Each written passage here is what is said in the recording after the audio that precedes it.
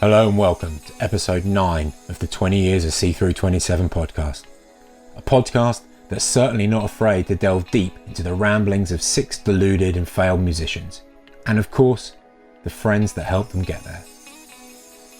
As always, I'm your host, Richard Trigg, and in today's episode, I'm chatting with someone who's so highly revered amongst our band, we've genuinely spoken about whether we should bow when they enter the room. That's right. Today's guest is Sir Ben Rous from Dacryphilia. We chat about the history of his band, the local scene, and why he's so important to us.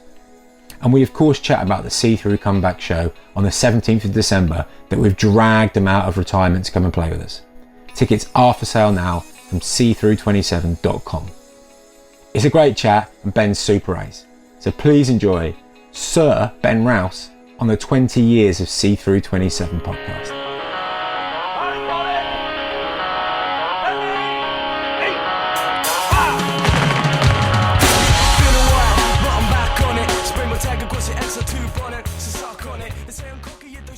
It's Sir Ben Rous, and you know, I don't think we've done a podcast yet where you've not been mentioned or referenced, and everyone I've spoken to since starting the podcast has said, you've got to get Ben on. The band of like, when are you doing, Ben? So here we are. How are you? How has the last 18 months been from a creative point of view for you and also on a personal level?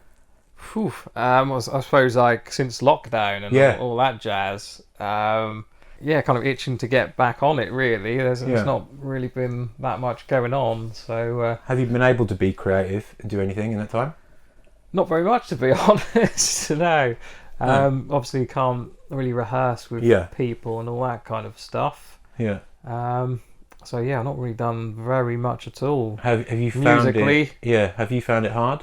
It's been okay, but kind of given the this gig coming up, as soon as you mentioned the possibility of something happening, that's definitely sort of stirred something, and I'm looking forward to getting back on it. But the last sort of year and a half or whatever, it's not been very much musically. No, it's been just sort of laying low and bunkering down. Really, it's been bizarre. I normally go to a lot of gigs and kind of see a few people here and there. So I think some people have either gone one way or the other, haven't they? They've kind of gone really creative and sort of shut themselves away, and because they've had that extra time to really immerse themselves in an art or just being creative, and some people have struggled with having that time. They haven't felt, because it's been out of the ordinary, I suppose. But either way, I mean, I guess we're kind of lucky where we live, that we're kind of on the seaside and we're out in the country rather than be cooped away like some people we know. That'd be dreadful living in a city or whatever. Around here it's very peaceful. You can go out for walks and get fresh air. And, I mean, I spoke to Henry nice. During the first lockdown, our good friend Henry, and he was cooped up in a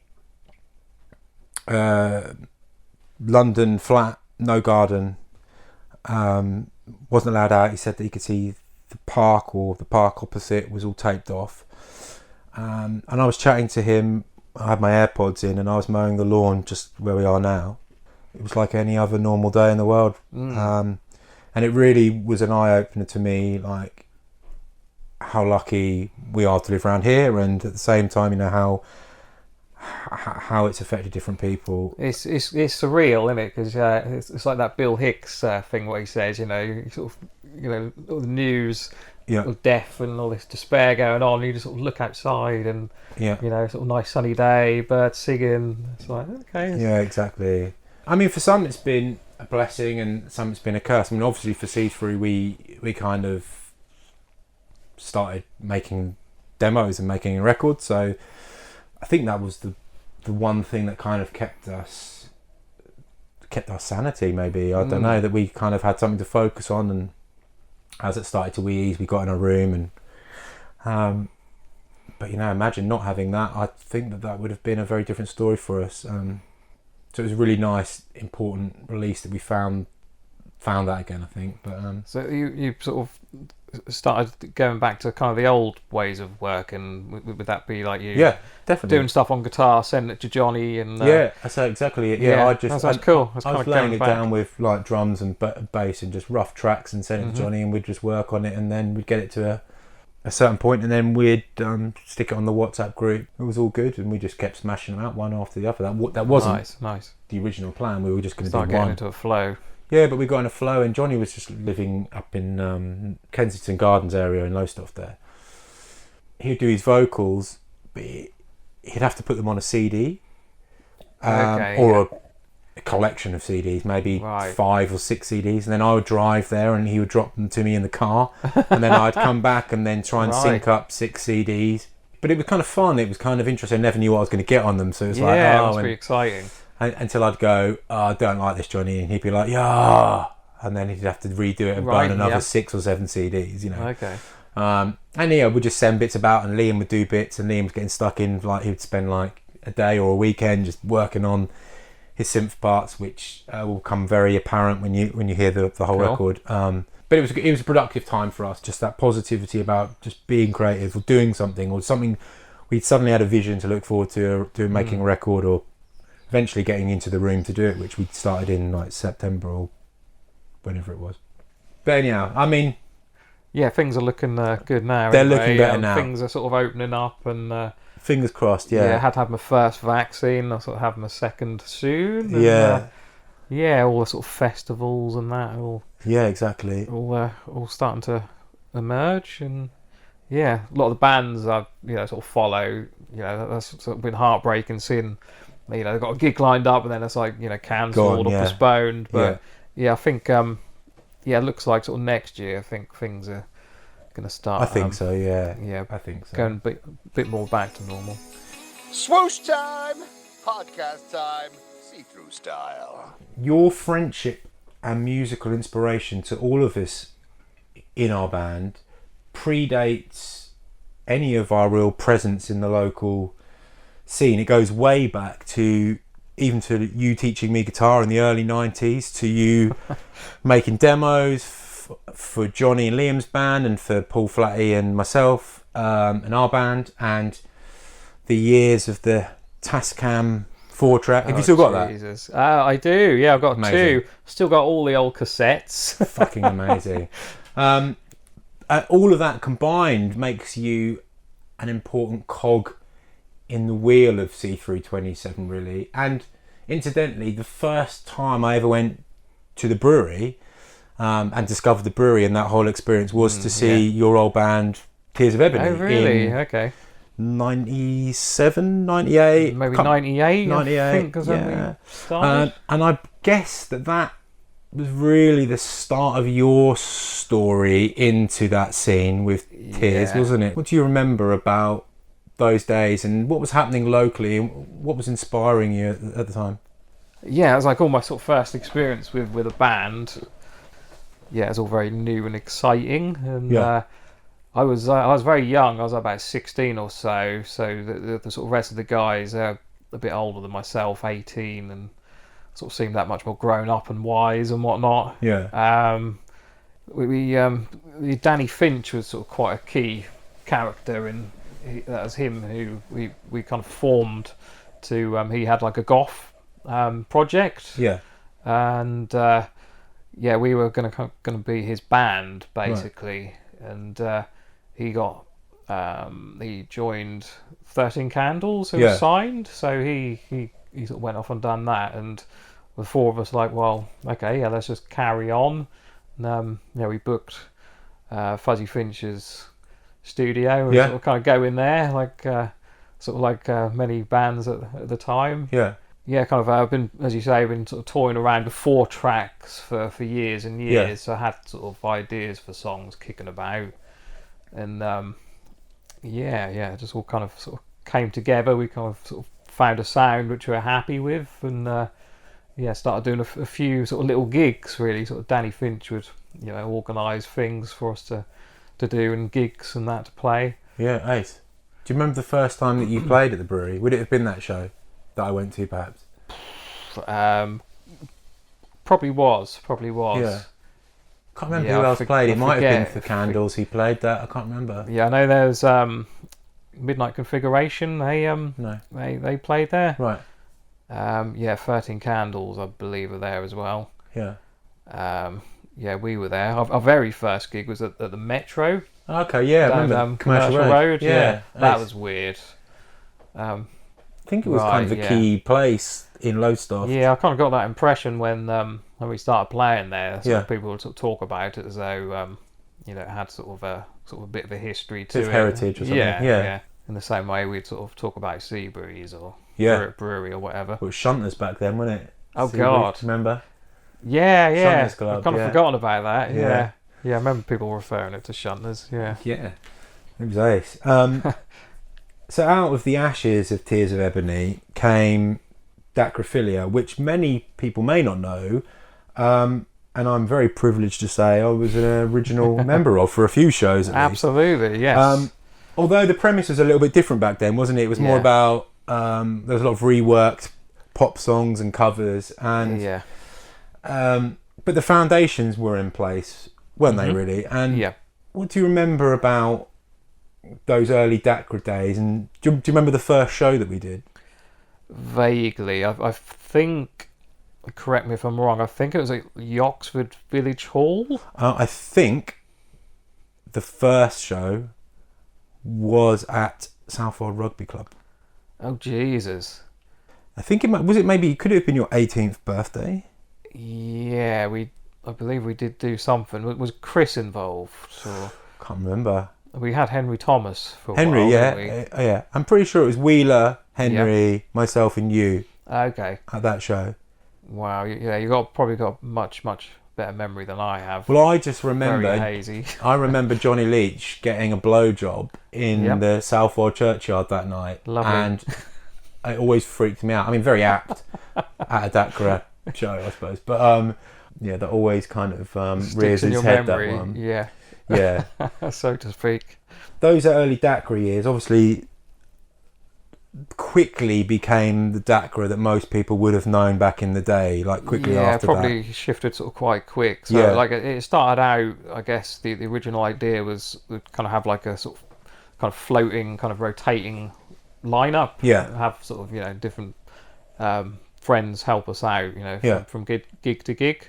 That kind of slowly sort of solidified more into sort of me and Robin Yeah, Lovegrove and James Wheeler. yeah, And then Wheeler left, so it was like just me and Robin, and Yeah. that's kind of it's me and Robin for maybe 4 or 5 years. That's it, yeah. That's sort of when we sort of done the most of our gigs, and that's, I guess, sort of the lineup that people remember most. yeah. I loved seeing all them sort of old flyers that you've been putting up on the Facebook page. That's been a lot of fun. I've had those sort of stashed away for ages, Yeah. and I got a lot more, which Yeah. I've kind of gradually put on. And I think one of the things that stood out to me about those was the way that Dacra kind of transcended these two different scenes at the time, because obviously you had Right.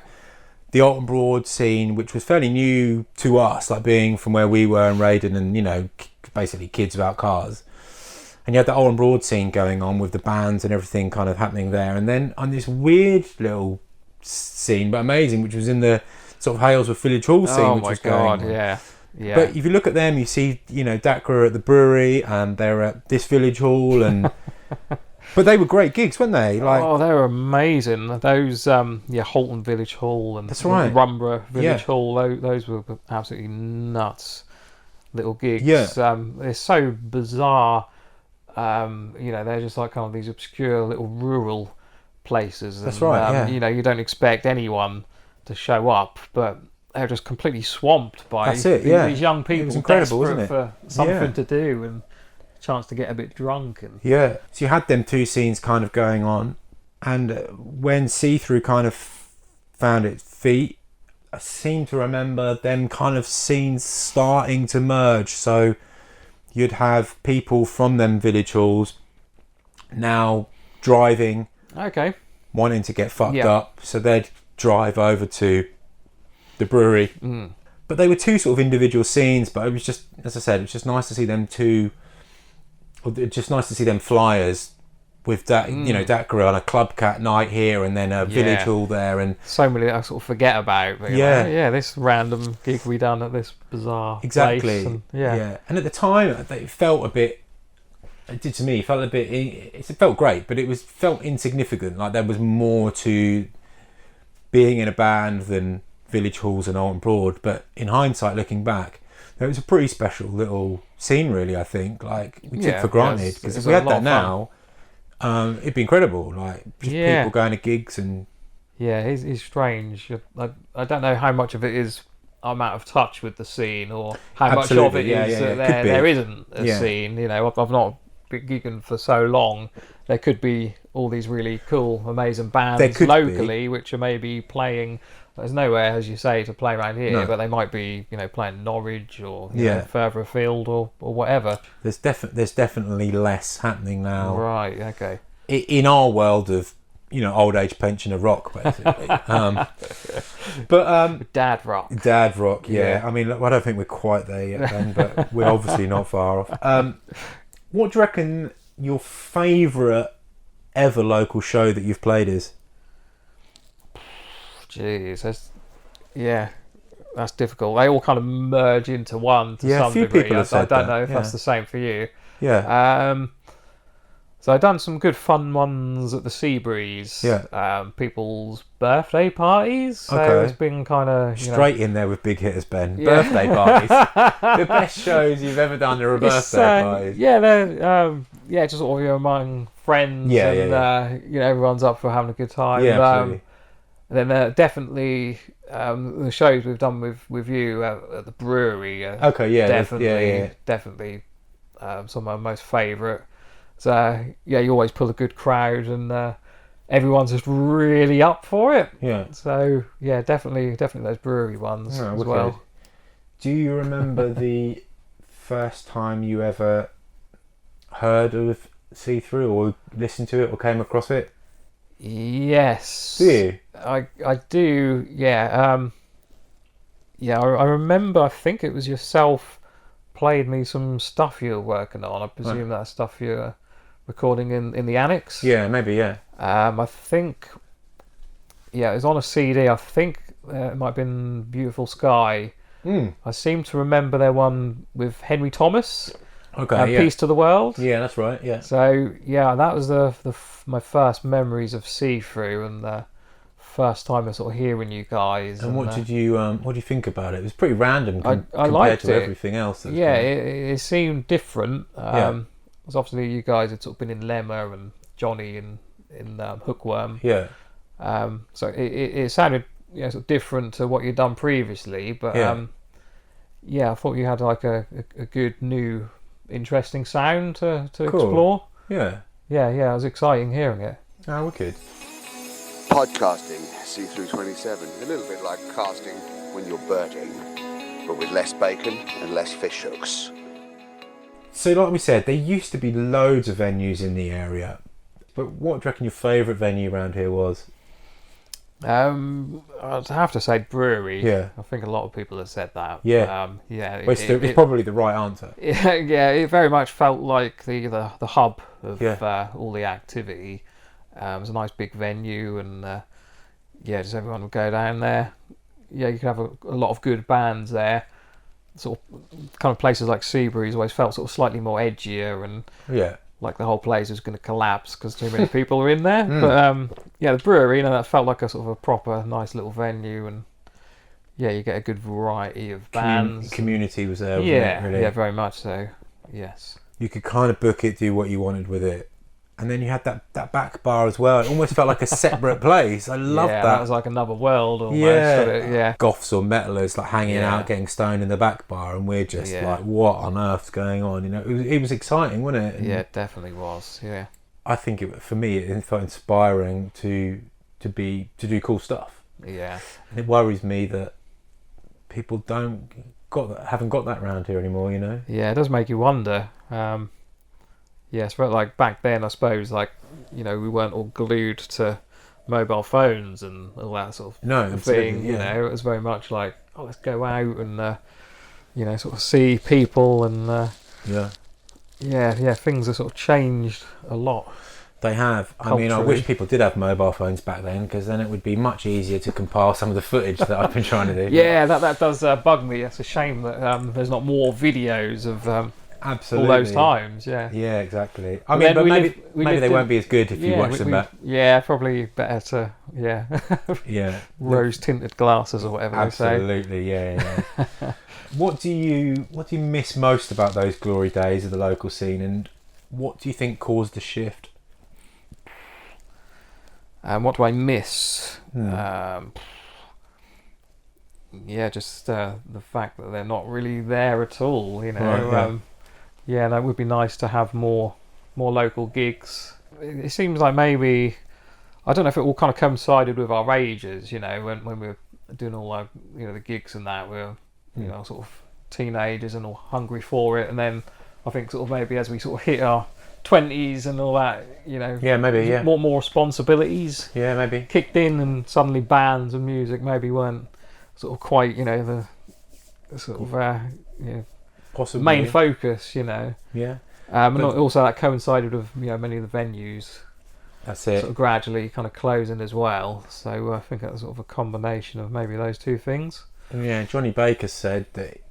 I think it was Johnny Baker said that he thinks one of the main things around here was the brewery closing, because, like you say, obviously we're getting older, but where are the younger next people? generation? Yeah, I do and wonder where they all are. without venues like the brewery and like that us. kind of sense of community. I think that's probably what I miss the most. That sense of community, like this group of people who just loved alternative music, and it was quite eclectic. But you go down there and then you'd have a few beers. It was always the 4X, wasn't it? Do you know what I mean, on the brewery, and then jump in a taxi or Spiral and bundle in your car, get up Spiral. Do you know what I mean? And continue the fun. Yeah, I And used to love that. then all the bands would be up there. You do a show and you pack down, load out as quick as possible, get up, get somewhere else. Get to Blue Notes. Yeah, That's what I miss. That kind of vibe really. I think, and I think the scene did continue a bit after that. I think you had other sort of smaller pubby venues kind of continuing, Right, but that kind of community thing, I think, had kind of gone. I don't know. It just didn't feel the same after that. Yeah. Which was a shame. And then obviously now there's nowhere. Yeah. Unless you're a covers band, and then you can play all day long with a break in the middle. That's true. But yeah, I sort of wonder where all sort of next generation of kind of guitarists and musicians and songwriters are. Exactly. Are they in their bedroom somewhere, sort of doing stuff, or are they out there playing, or or are they not so many? I really don't know. So you might be right that we're just out of touch, or it might be like Henry said in a couple of episodes before. He said that because of the music that we were playing all them years ago was predominantly kind of rock, guitar, bass. It's a lot more visual to watch. And nowadays, some of the music that the youngsters are doing is less about the performance and just more about the tracks. Right, yeah. So that shift has obviously occurred as well. Yeah. So do you think maybe sort of your kind of bedroom musicians are more kind of the producer types? Maybe, yeah. Sort of maybe just coming out with like electronic sort of tunes, more kind of DJ. Yeah, maybe. Yeah, it's hard to we're say. just missing that, and maybe bands will come back around again, and then it kind of goes in circles though. Definitely. And then the venues will be forced to go, okay, let's open it up because we can make more money from all these youngsters coming in than we can from selling chicken in a basket. I don't know. But on a positive note though, See Through just announced our comeback show on the 17th of December at Lowestoft Football Club, and of course the ace news is that after 17 years, Dac is back, especially for the show. So tell us about that and the new incarnation of Dacrophilia and what people can expect from it and how it's felt for you. Well, it's very, very exciting to be gigging again after this amount of time. A little bit nerve-wracking as well. It's sort of that kind of I got that sort of fire in my belly again to get up there on stage and make a bit of a racket for a little while, and it's gonna be fun. So Yeah, it's going to be very much a new lineup of Dac. So I kind of got the core of the band there, but it's still been finalised. So I'll be putting some stuff on Facebook to sort of kind of explain more about the lineup. What have we got though? Like, what have we got? What's the difference? So Robin's not part of it. Did chat with him about it, but yeah, it looks like he won't be doing it, unfortunately, which is a shame. Yeah, but have been working with some new musicians sort of prior to the lockdown and all that. Right, so there's going to be a drummer. Yeah. I mean, that's kind of a big deal for Dacrophilia, right? Yeah, it's I kind of always wanted to kind of go down that route, but it's still, without sort of going into the sort of techie details, it's still kind of keeping the true Dacrophilia sounds. Yeah. And I guess I suppose, like, whilst I've maybe not sort of been very prolific and come up with many new tunes, like the old tunes have kind of evolved and kind of had like new little bits here and there, and you'll hear sort of a lot of the old songs, but some of them might be slightly reworked or have slightly new little bits here and there. Yeah, that's ace. So it's going to be fun. Have you started rehearsing at all? Not yet. Right, no, okay. we'll be in the coming weeks. So got some friends helping us with like all the techie side. So I'm going to be sort of running it through with them, and then we're going to start setting up a little rehearsal space in my friend's attic. Okay. And we'll get rehearsing. Yeah. Oh, that sounds ace. So no new music. No, I've not really written a huge amount. You've only had 17 years, Ben. Come on. Yeah, that's it. I mean, I did write one about like a year or so ago, but it's too dark really to play. It would be it'd kill the mood. So we'll stick with the old classics, I think. How old are you going to go with them? Are you going to go all the way back to the start of Dacra, or? I mean, we'll probably play a couple of sort of Tears of Ebony ones, I think. That'd be ace. Because, it's old school. It's got that old school vibe, the whole sort of show. Yeah. And then, we'll play sort of kind of what I feel is like my favourite Dacra songs. The best of Dacra. Yeah. Fantastic. Yeah, should be fun. Oh, I can't wait. How has it felt for you to kind of put yourself back in that frame of mind of being in a band again? Good. Yeah. Yeah, really good. Yeah, I've missed it. That's sort of in the back of your mind. You'd always sort of like to do it again, but sort of having the stage and the people there and all those things in place, and to get when I got the message from you about sort of putting it forward, I was like, I want to be involved in that. Yeah, wicked. Exciting. I mean, when we were when we started to put the idea of the show together, and we were looking at who can we get to play, we had a list. We had a list of bands. I mean, I say it was a list. It was it was one hand's worth, if that, of bands that could be an option. And we had Dacra was on everyone's list. And it's like, okay, well, a see-through show is probably see-through and Dacra, so let's just go there. That is old school. Yeah, I mean, we did play together a lot. Especially at the brewery. Yeah, cool. Brewery and going out and just meeting up and that Christmas vibe. Yeah.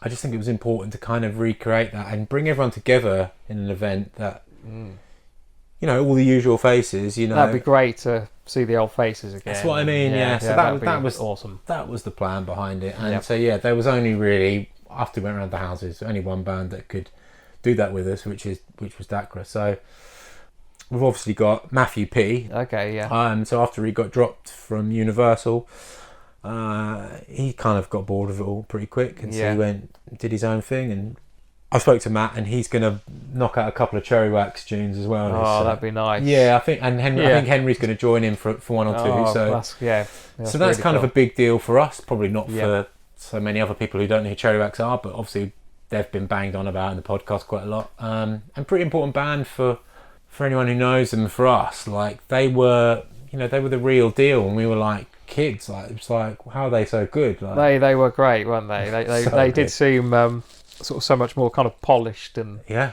professional than yeah. sort of kind of what What everyone else was doing. Yeah, basically. Exactly. So, yeah, really stoked to have Matt on the lineup, and Chris Brown. I mean, most people listen to the podcast will know who Chris Brown is, and he's been in numerous bands, but he was in Dacryphilia, and Dacryphilia were the kind of hip hop rock band that filled the gap when See-Through kind of disbanded, and we never got to play together. So they were always like really a band that I wanted to get back. We just couldn't get them to work. They would have been great to have done a show with. Chris Brown is the kind of next best thing of awesome. that. But Chris does do a fantastic cover of For a Lifetime by See-Through. Oh, well, good. So that sheer fact alone meant he was on the bill. And he also said he wouldn't charge anything, so he's definitely in. And Awesome. he's a great dude. Throw down your RV, get yourself comfy, and listen to a little bit of See-Through on podcast. Oh yeah. So this show in December obviously celebrates 20 years of C-Through27, and I don't think any of us ever thought that we'd be back writing and recording and looking at doing a show again. Yet people still seemed hyped about the band and the show. And what do you think it is about See-Through that connected with people back in the day, and why has it stood the test of time? I just think they're just great songs, aren't Right. they? It's all about the songs, isn't it? If people remember your tunes, you're on to a winner. Just got just classic songs that I think people want to come back and hear. Yeah. Always great shows and good fun evenings. Well, that's good to hear. I always wondered, like, it's hard to judge your own music, in context. Do you know what I mean? You spend a long time writing it and working on it, but at the same time you're like, it didn't sound as good as all these other bands or whatever. But other people hear your music differently to the way that you hear it. I think you guys are very unique as well. Okay, yeah. Which I think you have going for you. So many bands all sort of sound very similar. So I think having a sort of distinctive sound definitely people sort of come back and hear you time and time again. Yeah, ace. Thanks. I think, that worked against us at the time. So going back to 2005, we spent a lot of time trying to not be so unique. Just to try and have some legs to do something within the industry. Yeah. And the industry acts quite strange in that regard, doesn't it? And obviously they like to pigeonhole. Yeah, exactly. Bands, and we couldn't pigeonhole enough. So, but then looking back and like what you've just said, I'm glad we kind of didn't really. Although maybe I'd have a bigger house and a better car, but that. Fuck it. Fuck the man. Fuck the man. We did what we wanted, and failed. So maybe we should have not done that. I don't know. Yeah, I guess like record labels from their perspective, they just want something which they know who to sort of kind of promote. Yeah, to. of course. Whereas if you're kind of sort of including several genres in your sound, that sort of becomes a bit more fuzzy. They don't know who to absolutely. who to try and sell the music to. Get it? Yeah. Ideally, you want to sort of sell it to both. You know, and you've got a kind of more of a potential following. 100%. There was a point in early See-Through songs where there's probably 7 or 8, 9 genres in one song. Yeah. That's got to be problematic right there. So who knows? But I think it took a while for See-Through to find its sound, and he had like a couple of records, and then he kind of found this formula that kind of worked. So your new material, how does that kind of compare to sort of by comparison to like the old See-Through? Is that in the sort of same vein, or is it kind That's of a great question, is it Ben. Don't forget whose podcast this is, but no, great question. I would say it is classic See-Through, but played with maturity 20 years later. It combines elements from music that's happened in the last 20 years. Yeah, yeah. I've found that with the sort of the DAC reworkings, definitely. Yeah, so I mean, you've got stuff that we wouldn't have thought about doing, and tech has enabled us to do some extra things that we wouldn't have thought about doing as well. Absolutely, yeah. It's just more thoughtful. Cool. I mean, Definitely more thoughtful. What you the short bit you played to me a little while ago. It sounded anthemic. That one is, that's the weirdest one, really. I mean, that was I'm a Pirate Baby, and in the episode before this one, I spoke to Johnny and Lee, and we went through all the tracks, just kind of getting a bit of scope into the meaning of what each track meant to them and what the kind of they're about and stuff. And Liam said when he heard that riff, that kind of football chant thing, that he didn't know what the hell to make of that, whether he liked it or not. He wasn't sure. He's like, is this like some weird pop? I just don't. And it is a bit silly, but at the same time, when it was written, like I mentioned in the podcast before, it was written with me on a bike ride on a audio message to Flatty. Just going, whoa, record that and send it to me. Yeah. Which he did, and I wrote a song around it, and I have no idea where it's come from. Someone will know. It's crazy where those sort of flashes of inspiration just come from. I'm not a genius, so I've definitely nicked it, but who knows where from? I just have no idea. There could be an amalgamation of to be honest, it's pretty various obvious, different things. It's quite an obvious line. It's just football. I think it was a football thing. I don't know. But a lot of the best songs you hear have that kind of... They sound familiar, but you think, well, that's kind of obvious. But it's it's the first time that has been done. Yeah, maybe. So you might find out. I have no idea. That's what I like about pop music. We're a hip hop band, so we can sample whatever we want. That's how we get away with it. So finally, as we mentioned earlier, when Dacra first started, there was a lot of reworked cover tunes. But if you had to do a cover or a reworking of a See-Through song, what would that be? That's an interesting question. In a minor key, I'm sort of thinking of your sort of a lyrical force kind of comes to mind. Okay, yeah, it's got that kind of minor, or what's that? The one, eye for an eye, tooth for a tooth. Tooth for a tooth. Yeah, that's got that kind of minor sort of riff, which I'm not impartial to. Okay. Which one would you go for? Tooth for a tooth, I think. Okay. Ace. Yeah. And I'm putting it to you now. Can you do that at the show? Jesus. I'll listen through it and see. No, Ben, you need to commit. You need to commit. I mean, I could manage the chorus. Yeah. But the verses are like, ooh. So let's get. So how fast is Johnny on that one? Like, yeah, but you can do whatever you want with it. I can slow it down. You can do whatever you want with it. Is that a yes? Yeah, let's do it. Let's do it. That'll be ace, Ben. How many lyrics has it got? Oh, all of them. Oh, no. But you can do whatever you want with it. Okay. Chorus. Right. Rework it into a little song. Okie dokie. Add it onto a song. Right. Why don't you crowbar it into a song? That's a challenge you've set down. Yeah, I like it. Good. So so people can expect to hear a smidge of Tooth for a Tooth, Dacra style. Okay, yeah, let's do it. Yeah. Fuck, that's made my day. You wait till the boys hear this. I love that, man. Thanks, Ben. And I know I speak for everyone in the band when I say we can't wait to watch Dacra play at that show. Thank you. Yeah, I'm looking forward to seeing you guys play. That's going to be ace. It's going to be a good night. Cheers, Ben. We're out. Cool. See ya. Cheers, dude.